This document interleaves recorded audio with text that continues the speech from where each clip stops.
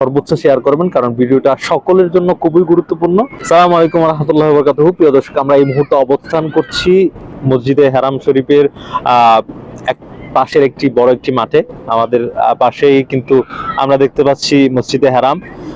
সেক্ষেত্রে আজকের ভিডিওটা খুবই গুরুত্বপূর্ণ মনে করছি আমি সকলের জন্য, যাদের আত্মীয় স্বজন পাড়া প্রতিবেশী সামনে ভবিষ্যতে বা এই রমজানে হচ্ছে যে ওমরা করতে আসবেন, তাদের জন্য কিন্তু এই ভিডিওটা অনেক অনেক বেশি গুরুত্বপূর্ণ। কারণ এখানে অনেক হাজিরা এসে এই মদিনাতে এসেই মদিনার আশেপাশের যে জিয়ারতের স্থানগুলো আছে সেগুলো কিন্তু খুঁজে পায় না। মানুষের থেকে জিজ্ঞেস করে আমি বেলাল মসজিদ কিভাবে যাব, আমি কিভাবে জিয়ারত করব, আমি কিভাবে রিয়াদুল জান্নাতে প্রবেশ করব, এগুলো কিন্তু সবার কাছ থেকে জিজ্ঞেস করে। তো এই দিকগুলো বিবেচনা করেই কিন্তু আজকের এই ভিডিওটা আমি করতেছি।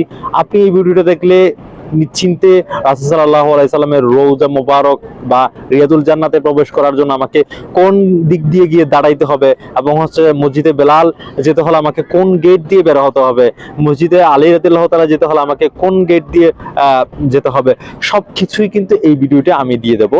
সো এই ক্ষেত্রে সকলের জন্য, যারা সামনে হজ করতে আসবেন বা এই রমজান হজ করতে হবে, তাদের সকলের জন্য এই ভিডিওটা অনেক অনেক বেশি গুরুত্বপূর্ণ হতে যাচ্ছে।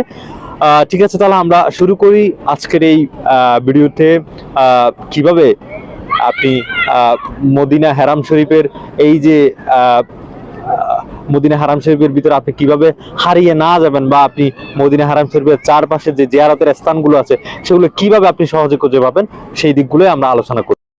প্রথমে আমি জানিয়ে রাখবো যে মসজিদে হারামের বা মসজিদে নববীর চতুর্পাশে কিন্তু বড় বড় করে লেখার গেট রয়েছে, যে গেটগুলোর নাম্বার 300 থেকে শুরু করে হচ্ছে যে আপনার 370 পর্যন্ত কিন্তু রয়েছে, এবং 301 থেকে শুরু করে চতুর্পাশ থেকে ঘিরে 301 এবং হচ্ছে 70 এক জায়গায় এসে দাঁড়িয়েছে, কারণ চতুর্পাশে ঘুরে এক জায়গায় এসেছে। সেক্ষেত্রে হচ্ছে 370 এবং হচ্ছে যে আপনার